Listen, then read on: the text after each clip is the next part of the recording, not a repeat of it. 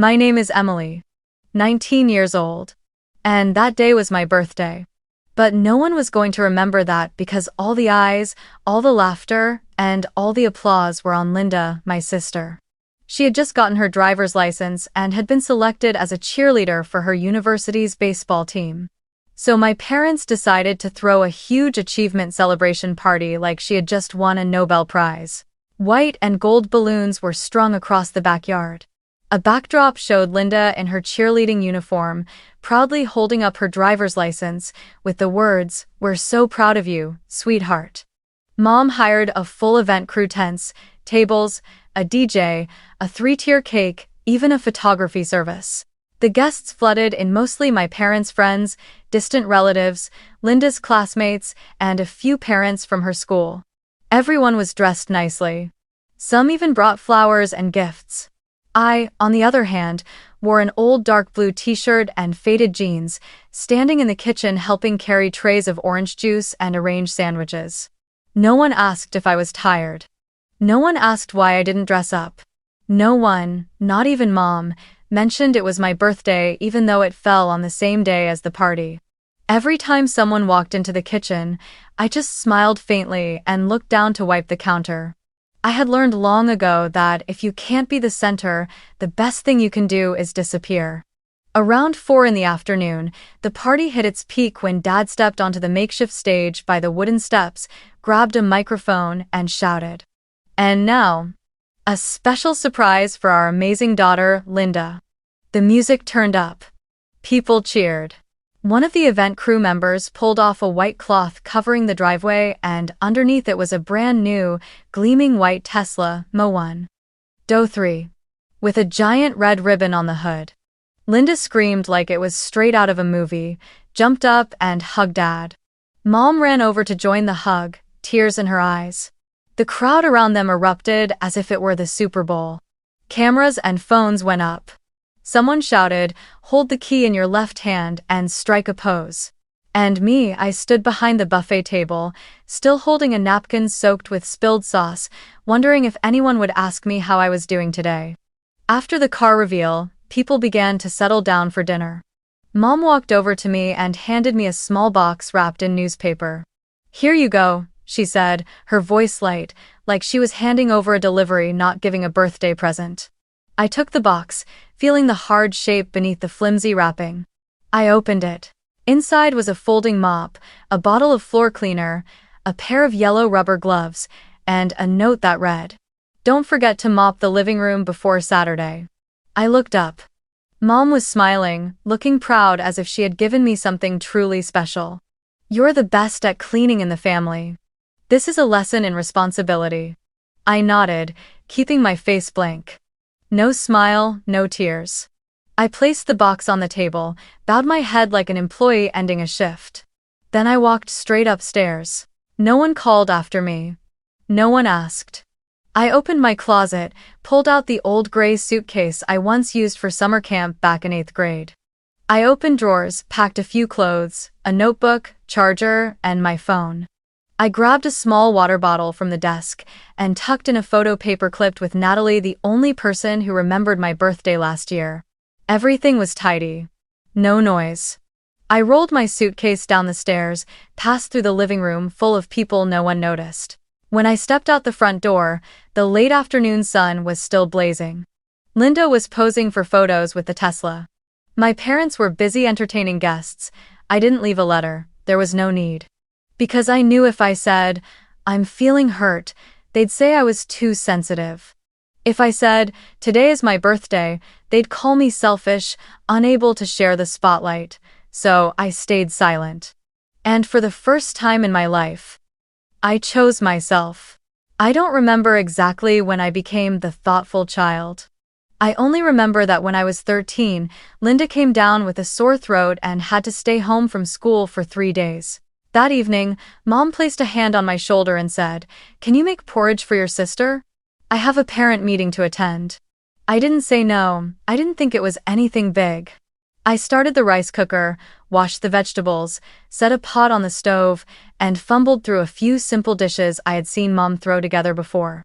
That night, Linda complained the porridge was bland. Dad frowned and said I wasn't as skilled as Mom. But Mom smiled. At least you did it. Good job. Jaden would never know how to do something like that. I nodded. And in my heart, I thought that was a compliment. From that day on, housework quietly became my responsibility. I cooked on weekends. I cleaned the kitchen at night. Once, when an aunt came over with her newborn baby, Mom handed the baby straight to me, then turned to Linda with a laugh. "You're no good at holding babies, let Emily do it." I thought it meant trust. I believed that if I just worked hard, stayed quiet, and did everything well, then one day, I would be loved the way Linda was. But that day never came. I remember the birthdays that were forgotten. When I turned 15, Mom said, "Let's keep it simple this year. We've got a lot going on." I nodded. Linda still had her party with friends. Jaden still got a superhero cake. Me? Just an ordinary dinner. No cake, no candles, no one said happy birthday. I didn't get angry. I even poured the drinks, cleared the table, and smiled when Dad said, "You're the easiest one to raise." That night, I waited for Mom to say something. Just one sentence. But all she did was smile tiredly and say, "You don't need praise, you're the most mature one in the family." I remember forcing a smile, then I got up and washed the dishes like every other night. Every afternoon after school, I rushed to the neighborhood bakery to work a part-time job. It wasn't hard work just manning the counter, tidying the candy display, mopping the floor, wrapping takeout orders. I worked hard and saved every cent to buy books, to pay for my own math tutoring. Meanwhile, Linda took drawing lessons, piano lessons, modern dance classes. When I asked Mom if I could join a weekend photography class at the city library, she shook her head. "That's not practical. Focus on your academics and stop wasting time." There was one time I won third place in the district science fair. My project was on reusing rainwater for daily living. I had stayed up for nights testing pH levels, writing my report, building a model. When I brought the certificate home, my hands trembled as I handed it to Mom. She glanced at it and said, "Not bad, but make sure you don't stay up too late. The eldest has to stay healthy so you can carry more." Dad walked past me to ask Linda how her cheer practice went. I stood there, the certificate in my hand, feeling as weightless as a blank piece of paper. I was never called special. I was only ever called big sister, or the responsible one, or the nail that holds the house together. Those words sounded like praise, but they were really chains. Whenever Jaden spilled something on the floor, Mom didn't scold him. She looked at me and said, "He's still young, clean it up for him, would you?" Every time Linda talked back to Dad, Mom would sigh and say, "You're the big sister, can't you let her win this one?" In this house, every mistake bent itself toward me, the one who was expected to know better. I once wished I could make a huge mistake just to be defended for once, but I never got that chance. Because I had become too good at doing everything right. Too good at following the rules, at stepping aside, at staying silent. And that made me the person no one ever had to look at again. I remember one rainy evening. I was scrubbing the floor when Mom called me over. Linda had just had a fight with her boyfriend. Mom looked worried, her hand gripping the phone, her face tense.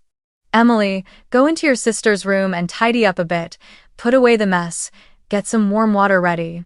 And don't say anything, let her calm down, and I'll talk to her later."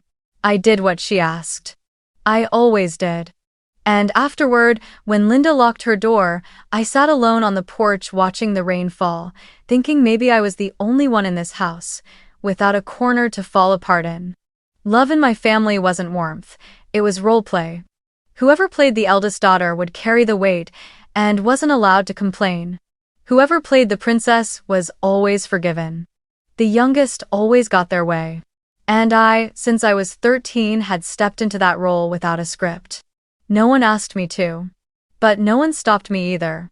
Because when someone's already carrying the load for you, why would you ever learn how to carry it yourself? I used to believe that if I was just more patient, more quiet, more selfless, then one day, I'd finally be recognized. But slowly, I realized, in families like this, the more capable you are, the more invisible you become. Because if you handle pain too well, they assume you don't feel it. If you never ask, they assume you need nothing, and if you never speak, they assume you have nothing to say. I lived in a house full of people, but it always felt like I was just a shadow. A shadow moving through the kitchen, the living room, the bathroom, quietly cleaning up the messes other people left behind, without anyone ever stopping to ask, "Are you okay?"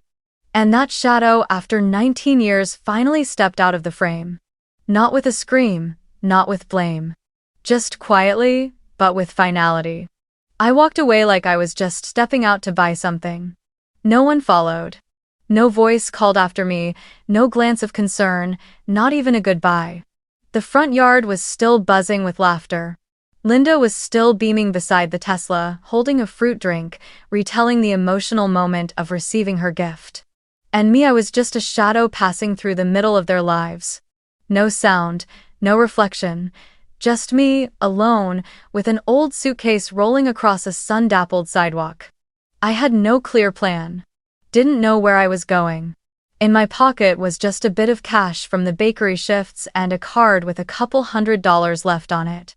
My phone was in airplane mode because I didn't want to receive any messages, though I knew there likely wouldn't be any. I walked for over an hour, past a few quiet neighborhoods and a small park, until I stopped in front of a pale blue wooden house, the one place where someone had always listened to me without needing me to prove anything. Natalie's house. I didn't text ahead. Didn't call. Just sat down quietly on the steps, pulled the suitcase close to me, rested my chin on my knees, and let out a long breath. The wind moved through my hair. Everything was still. My hands still smelled faintly of floor cleaner from that morning. I sat there for almost half an hour, my eyes blurring from dryness and fatigue. I didn't cry. But something inside me had broken, not with sound, not with tears. Just an echoing emptiness, as if I had finally cut myself free from an old, worn-out version of who I used to be. The door opened softly. Natalie stood there, her hair tied up high, holding a warm cup of tea in her hand. She didn't look surprised, she didn't ask any questions. She simply said, "Come in. You don't have to explain, I already know." I stood up, trying to smile but couldn't. Stepping into that house felt like stepping into a world where I didn't have to earn acceptance by doing anything. The small living room smelled of mint and cookies. Natalie placed my suitcase by the wall, then went to get me a light blanket and a glass of water. "You can stay in the living room for now. I just changed the sheets on my bed." I nodded, sat down on the mattress she had laid out, and hugged the pillow as if I were trying to hold the scattered pieces of myself together. Natalie didn't say anything else. She just turned on a warm yellow light, went into the kitchen, and came back with a plate of egg sandwiches and sliced apples. "Eat something, then rest. Tomorrow, I can go to the market and grab more food for you." I swallowed hard, not from hunger but because, for the first time all day, someone had asked me if I wanted to eat. That night, I lay on my side on the mattress, eyes wide open, staring at the white ceiling. Outside the window, the streetlights glowed softly. There was no sound of Mom knocking to wake me up to clean. No yelling from Linda about something missing. No Jaden whining that he was hungry at midnight. Just the slow whirl of the ceiling fan, the steady breathing of Natalie from the next room, and my own heartbeat, small but loud in my chest. I placed a hand over my heart, closed my eyes, and whispered to myself, as if to confirm something I needed to believe. "So this is it. I've really left." Not out of anger, not to run away, just simply to choose freedom. A kind of freedom no one gives you, no one recognizes, but one that's real because it comes from a decision that's truly your own. The next morning, I woke to the sound of birds singing in the distance. Sunlight filtered softly through the curtains, as if there had never been a storm in my life. I sat up, folded the blanket, fluffed the pillow back in place, then quietly stepped into the kitchen. Natalie was making coffee, her hair a little messy, wearing an oversized t-shirt and a sleepy smile. She pushed a cup toward me. "How does your first morning of freedom feel?" I sat down, picked up the cup, breathed in deeply, and looked out the window where sunlight touched the rooftops gently. It feels like I just took my first breath in years. We didn't talk much that day. Natalie invited me to walk with her to the park nearby. We sat on a bench, surrounded by laughing children. I told her everything from the box wrapped in newspaper to the blank look on Mom's face as she handed it to me. Natalie didn't interrupt, she just placed her hand over mine and gave it a gentle squeeze. Emily, you don't need anyone to see you to prove you exist. I see you.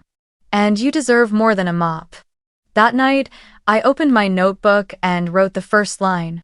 Day 1, a life that doesn't need permission to begin. And that was how I began. Not with a bang, not with defiance, but with a small step fully intentional. I no longer waited for others to assign me value. I started giving it to myself. On the third morning since I left home, I was making ginger tea in the kitchen when my phone rang. The screen lit up with a name I had never dared to ignore in all 19 years of my life. Mom. My hand froze. My heart clenched like it was being yanked backward toward the house where burnt food, scolding voices, and sugar-coated control always lingered. I didn't answer right away. Let it ring. The third time, I finally tapped the green button without saying a word. Emily? My mother's voice was hoarse, like she'd been crying all night. Where are you? Do you have any idea how worried we've been? The whole family is panicking. Linda couldn't sleep. Your father is so upset he can't even eat. I stayed silent. She went on, her voice cracking. I know you're going through a crisis. Maybe it's the pressure from school, from life. You don't have to prove anything anymore. Just come home. Come back, honey, everything will be okay again. I bit my lower lip and sat down, still holding a cup of tea I hadn't stirred. I didn't cry. But something in my chest ached not because I was touched, but because I realized, even now, they still refused to call things by their name. To them, my leaving wasn't the result of built-up pain or repressed hurt, it was just a temporary crisis. I had become a disorder, a glitch in the system, not a person reclaiming herself. That afternoon, I got a call from my father. No sobs like Mom. His voice was cold, sharp as a winter wind. Emily, I'll be direct. This family is in chaos because of your impulsiveness and selfishness. If everyone acted like you, society would collapse. You're grown now, you should know how to endure. Everything in this household is about keeping appearances. What you've done is drag mud across our faces. The neighbors, the relatives, they're all asking questions. Do you want this family to lose face? I didn't respond. He exhaled hard through his nose, like trying to control his anger. I don't have time to coddle you, think about it. If you still care about your reputation, come back, immediately. I hung up. No tears, no reaction. I just opened my phone, went to Instagram and saw that Linda had just posted a long story. Black background, white text. Growing up means facing things, not running away. If you leave home, you're not an adult. I froze. Not because I was shocked, but because everything suddenly became so clear. To them, I had never truly been part of the family. I was the one who held the door, who kept the kitchen, who stayed quiet, and when I left, they weren't grieving me. They were grieving the one who held everything together for them. That night, while checking my email, I saw a notification from the bank. The secondary savings account beneficiary has been changed to Linda M. Hughes. A chill ran through me. It was the account Mom asked me to co-sign when I was 15 to learn how to manage money. I had never touched the funds, believing it was for emergencies for the family. Now I understood. Everything they asked me to hold onto was just a backup they could reclaim the moment they needed. The next day, I went to the nearest bank branch near Natalie's house, carrying documents and a handwritten request. I asked the staff to terminate all financial ties with my family, remove my name from joint accounts, revoke my access to any beneficiary accounts, and my co-signer status on Mom's credit cards. They confirmed it after a few procedures. I walked out strangely light.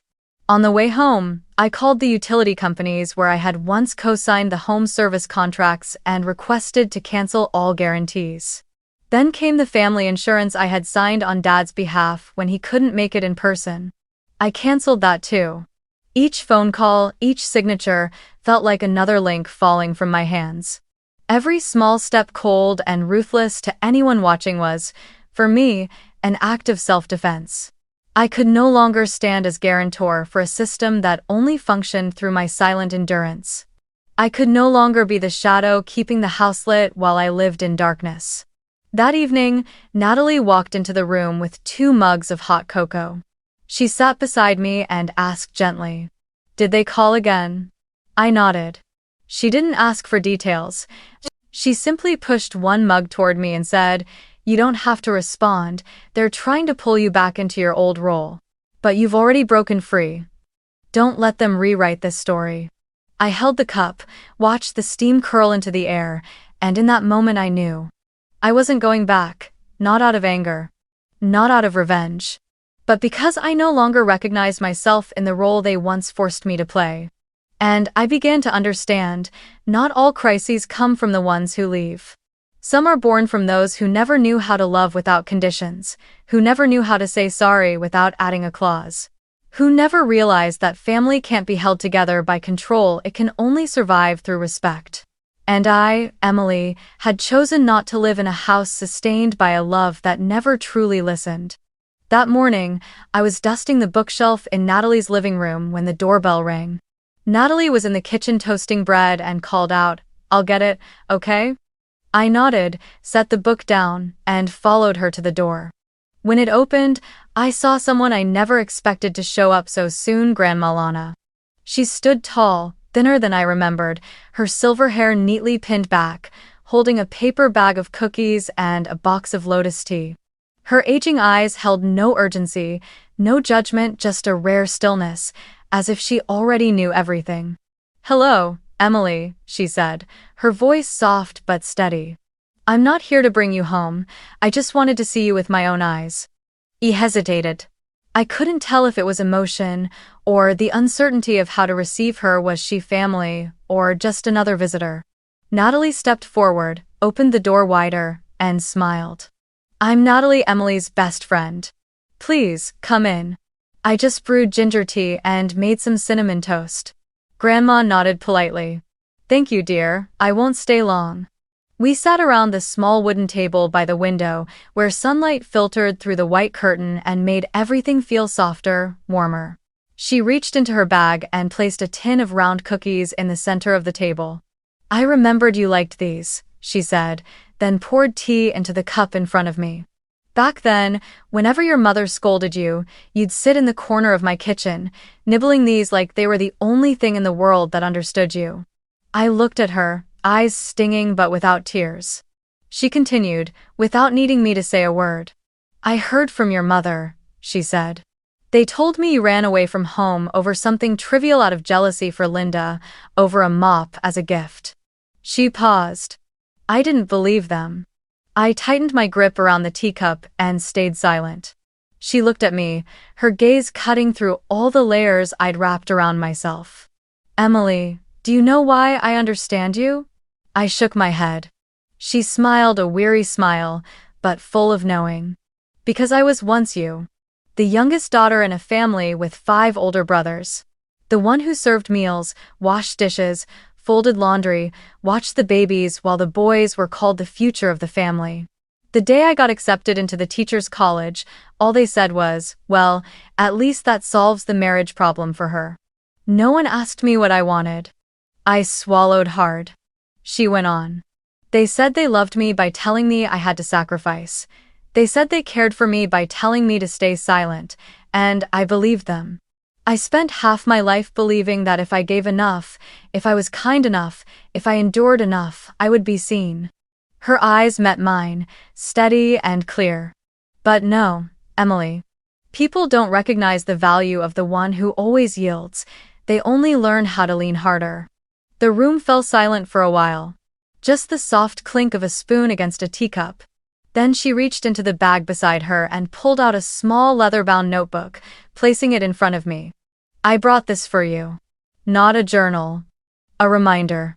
I opened the cover.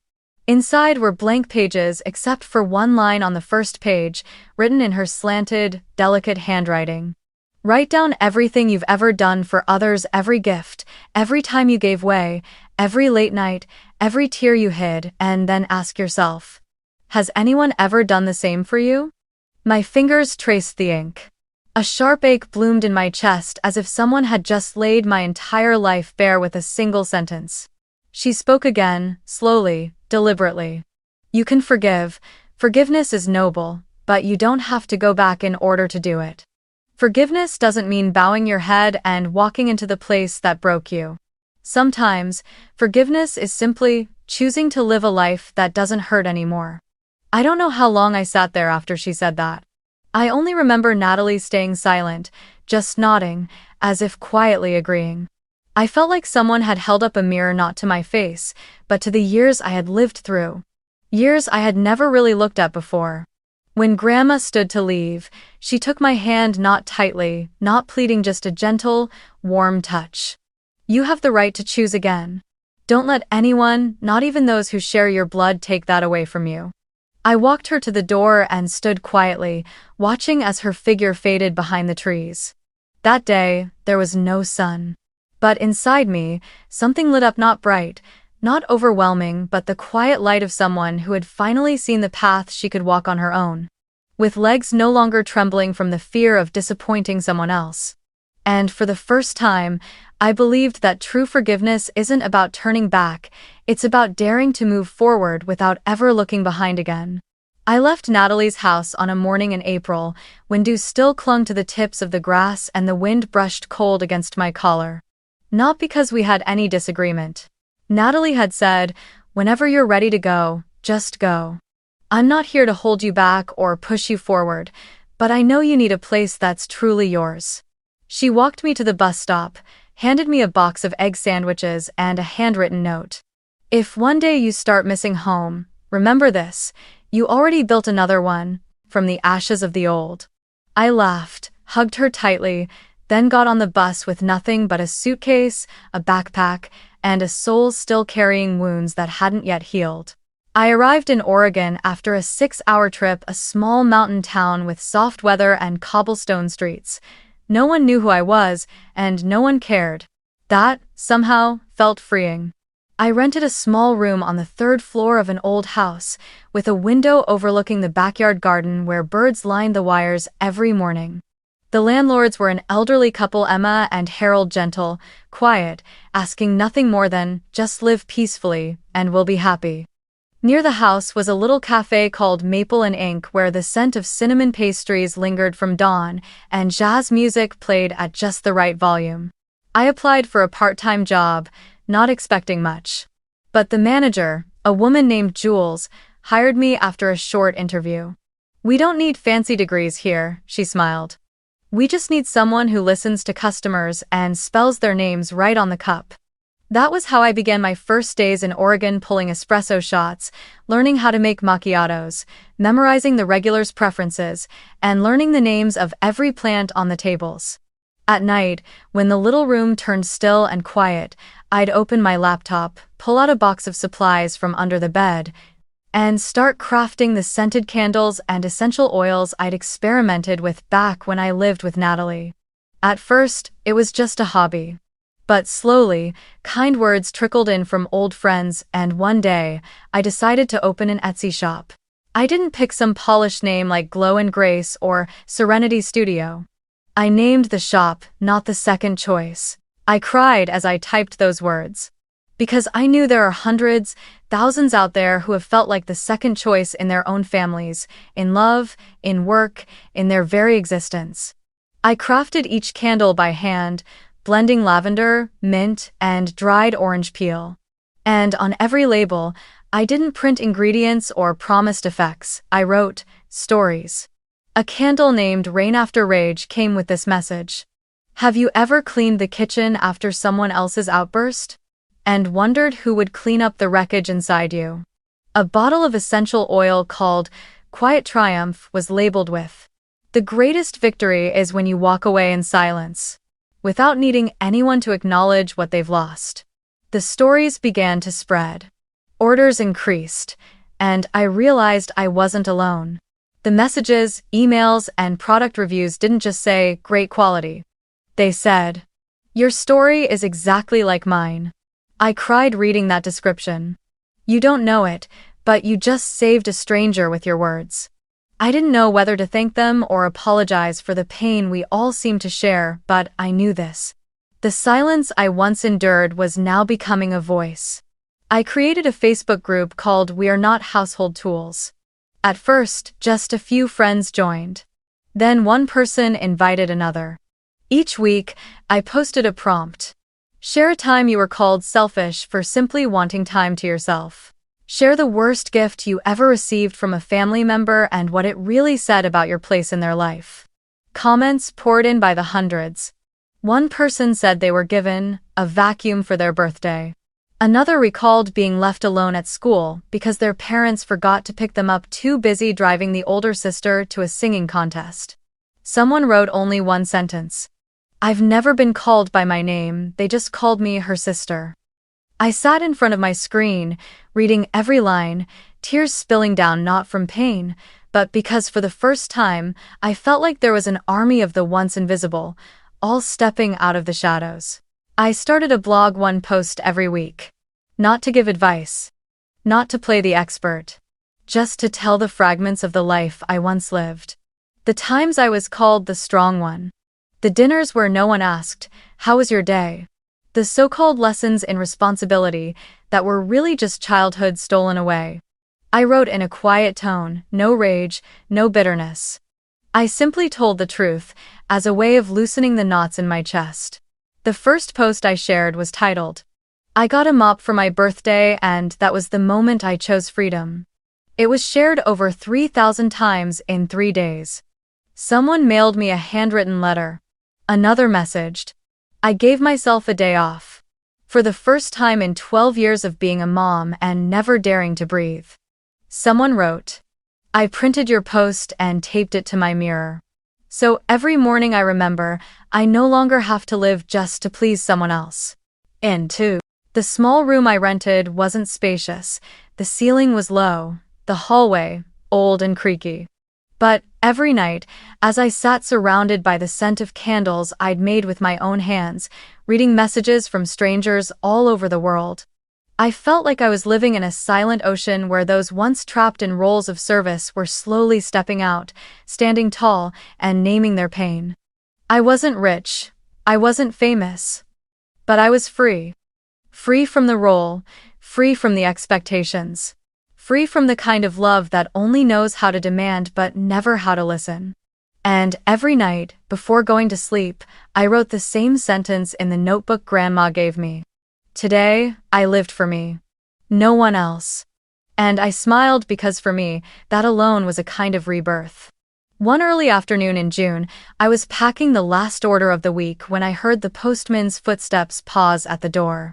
The soft thud of an envelope sliding through the mail slot was familiar, but this time, something about it felt different. When I picked it up, I immediately recognized the handwriting. Round, slightly slanted, with a faint tremble, my mother's. I didn't need to open it to know this wasn't a friendly letter or a casual greeting. The sender's line was unmistakably clear. From the family of Emily Hughes. INF. I brought the letter inside, placed it on the table, and went back to my work as if I hadn't seen it. I didn't rush to open it. I had learned how to sit still in front of the things that used to make me tremble. Not until nightfall, when the only light left in the room came from the soft yellow glow of the desk lamp, did I quietly use a letter opener to slice the envelope open. Inside was a handwritten letter from my mother, along with 2 smaller notes, one from my father, one from Linda. The first line from Mom stopped me cold. "Emily, I'm sorry this letter comes so late, but yesterday, your sister nearly died in a car accident." I kept reading. It turned out Linda had been driving the Tesla on a rainy evening while live streaming with friends on her phone. She lost control and crashed into a lamppost. No one was seriously hurt, but the front of the car was mangled. Mom wrote that Linda had cried all night, spiraling in the hospital, screaming that, "I don't know what to do, no one ever taught me how to stay calm." Dad hadn't slept, and Mom, according to her words, fainted in the living room after receiving the call from the police. I pictured the house I used to clean dishes in every night now, filled with panic, chaos, unraveling without someone to hold it all together. And I understood they didn't need me. They needed someone to do the things they never bothered to learn. The next page was from Dad. It was short, stiff, like always. You were the pillar, and now we see that. What you did can't just be replaced. I understand that now. If you come back, this family won't be the same again. I turned over the final page, the note from Linda. Her handwriting was neat, each initial letter shaded with care. I don't know why you were so angry you had to leave. I thought you just needed a break. But now I understand, without you, everything fell apart. I'm not asking you to come back. I just hope you read this and know. For the first time, I see you not as the one who carries everything, but as a human being. I'm sorry. I set the letter down. I didn't cry. I didn't tremble. Just a feeling. Quiet, not empty but peaceful. Like a wound that had finally closed, and when someone touched it, there was only a thin layer of skin left. No more pain. I opened my laptop and wrote an email not long, not angry, not bitter. Just a declaration. As if I were reading it aloud to myself. From Emily. To Mom, Dad, Linda. Subject. About responsibility. When responsibility comes without love, it is nothing more than exploitation wrapped in virtue. For years, I lived as if duty was the only currency I had to earn my right to exist. But now I know if love requires me to forget myself just to preserve it, then it is no longer love. It's a burden. And I've already laid it down. I hit send without hesitation. I didn't wait for a reply. I didn't expect one. It felt like closing a chapter in an old book, not because I hated it, but because I no longer belonged in it. That evening, Natalie stopped by with a basket of fresh strawberries and 2 cans of cold soda. We sat on the front porch, looking out at the garden where the yellow light glowed against the lavender bushes. I showed her the letter. She read it, then sat in silence for a while before turning to ask, "Do you feel vindicated? Now that your family finally realizes how much you mattered?" I shook my head, smiling softly. "Number, I just feel light, really light. Because at last, I've stopped waiting for them to understand." I leaned back against the wall and took a long breath.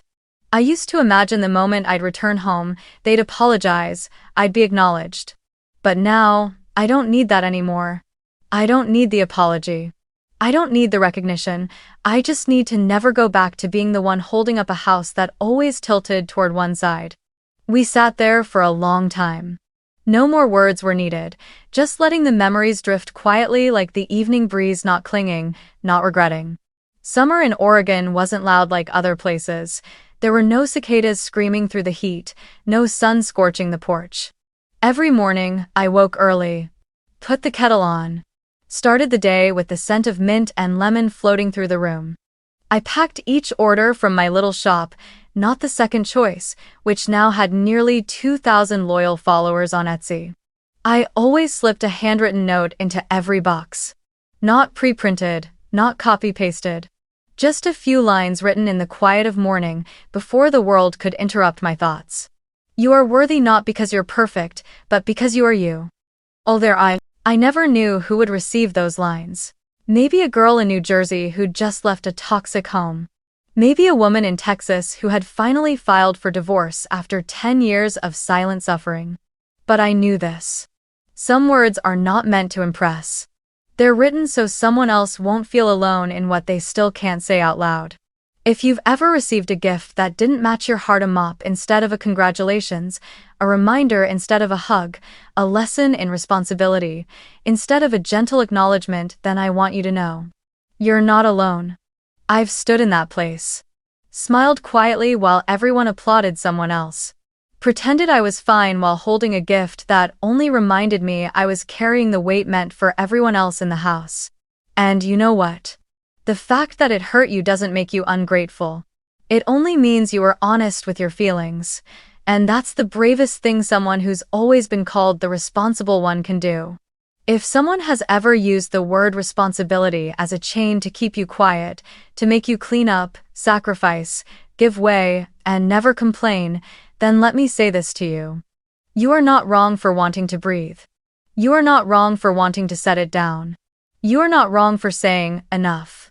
Responsibility is not love if it only flows one way. It is not noble if it demands that you ignore your own pain just to keep others comfortable.